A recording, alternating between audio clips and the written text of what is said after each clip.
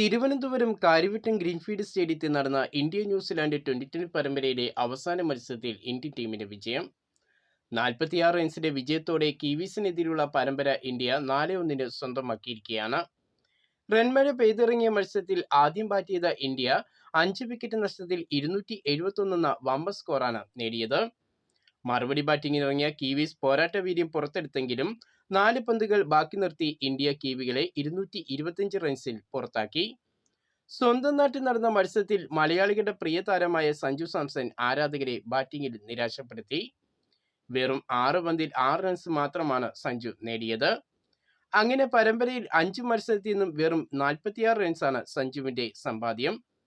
സഞ്ജു സാംസൺ മടങ്ങിയ ഗ്രീൻഫീൽഡ് സ്റ്റേഡിയത്തിൽ പിന്നീട് ഷോട്ടുകൾ കൊണ്ട് തീ പിടിപ്പിച്ചത് ഇഷാൻ കിഷനായിരുന്നു. മലയാളി ക്രിക്കറ്റ് ആരാധകരെ ആവേശത്തിലാഴ്ത്തി സിക്സർ മഴയാണ് ഇഷാൻ പെയ്യിച്ചത്. 10 സിക്സറുകളും 6 ഫോറും അടക്കം 43 പന്തിൽ 103 റൺസുമായി സെഞ്ചുറി തിളക്കത്തോടെ ഇഷാൻ മടങ്ങി. ഇന്ത്യയുടെ ലോകകപ്പ് ടീമിൽ 1-ാം നമ്പർ വിക്കറ്റ് കീപ്പർ താൻ തന്നെയെന്ന് തെളിയിക്കുന്ന പ്രകടനമായിരുന്നു ഇഷാൻ പരമ്പരയിൽ ഉടനീളം നടത്തിയിരിക്കുന്നത്.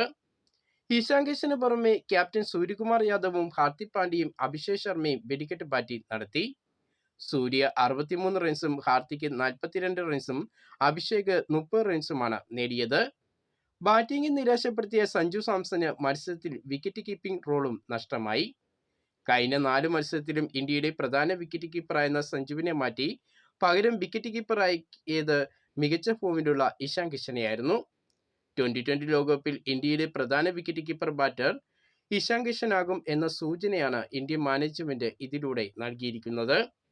5 വിക്കറ്റ് നേടിയ അർഷദീപ് സിംഗും 3 വിക്കറ്റ് നേടിയ അക്ഷർ പട്ടേലുമായിരുന്നു കിവികളുടെ ചിറക് അരിഞ്ഞത്.